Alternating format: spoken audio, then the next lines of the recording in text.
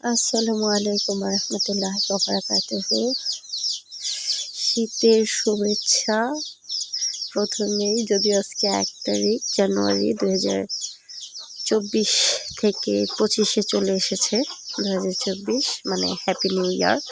কিন্তু আমার কাছে মনে হচ্ছে কি বলবো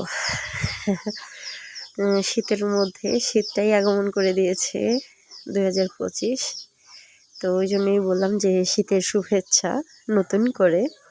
দিন যাই ছিল, আমার কাছে মনে হচ্ছে আজকে আরও বেশি, আরও যে সামনে কী হয় জানি না। এই যে দূর থেকে কিছুই দেখা যাচ্ছে না, দূর তো দূরের কথা, মানে কাছ থেকে কিছু দেখা যাচ্ছে না। এই যে মোবাইলেই কিন্তু এতটা বোঝা যাচ্ছে, কাছাকাছি কিন্তু রোডটা, কিন্তু মানুষগুলো দেখা যাচ্ছে না।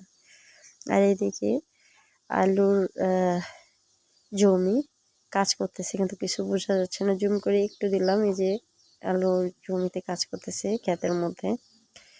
তো রংপুর মানে উত্তরাঞ্চল, এই দিকটাতে কিন্তু আলুর চাষাবাদ অনেক বেশি হয়, অনেক সুন্দর লাগে এই সিজনটাতে জমিগুলো দেখতে। এই যে এই জায়গাটাও কিন্তু আলুর জমি ছিল, কিন্তু পরবর্তীতে এটাকে ভরাট করে বিক্রি করে দেওয়া হয়েছে। তো এই যে জমিগুলো সম্পূর্ণ সবুজ যখন হবে আরও বেশি সুন্দর লাগবে। এখন কেবলমাত্র আলুর যে চারাগুলো উঠেছে আর কি। আর আলুর জমিতে কাজ করা কিন্তু খুবই কঠিন। এই সকাল ভোরবেলায় কুয়াশা ঠান্ডার মধ্যে সবাই কাজ করে। মাঝে দেখলাম যে এটা হচ্ছে আমাদের ছোট্টবেলায় আমরা পড়তাম এই স্কুলটাতে, আর এই ভবনটা নতুন করা হয়েছে। আর এখানে দেখলাম যে নতুন বই দিবে আজকে, যেহেতু ১ তারিখ, এটা কিন্তু খুব আনন্দ ঘন মুহূর্ত। যারা বই নেবে তাদের জন্য। আমার মেয়ে দেখে দৌড়াচ্ছে, তো ভর্তির বয়সই হয়নি। তো নতুন বই, নতুন আনন্দ, নতুন দিন, নতুন সব কিছুই। তো সব মিলে দেখলাম, ভালোই লাগলো।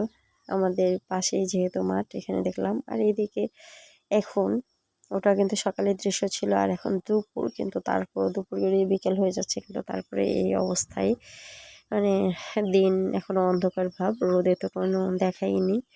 তো ওই জন্য আমি আজকে ঘরের যে ঝাঁপগুলো খুলে নিই, ঘর অন্ধকারের অবস্থায়, মানে ঠান্ডা প্রচুর, গরুগুলো ঠান্ডা লাগবে। এই যে বাছুরটা আমার, এই যে পশমগুলো একদম দাঁড়িয়ে আছে, এটা আল্লাহ প্রদত্ত। এদের মানে বলতে পারেন এটা এদেরকে একটা শীতের মধ্যে আবদ্ধ রাখার জন্য একটা চাদর বলতে পারেন। ওদের পশমগুলো দাঁড়িয়ে থাকে, অটোমেটিক হয়ে যায় এটা। এই যে আমার এই গরুটাও উঠে গেছে, এর পশমগুলো কিন্তু একদম দাঁড়া হয়ে আছে। তো যাই হোক, এই ছিল আজকে ব্লগ। তেমন কিছুই করিনি, আজকে দুপুর হয়ে গেছে, কষ্ট, খুব কষ্ট। মুরগিও কাঁপে, কত কষ্ট।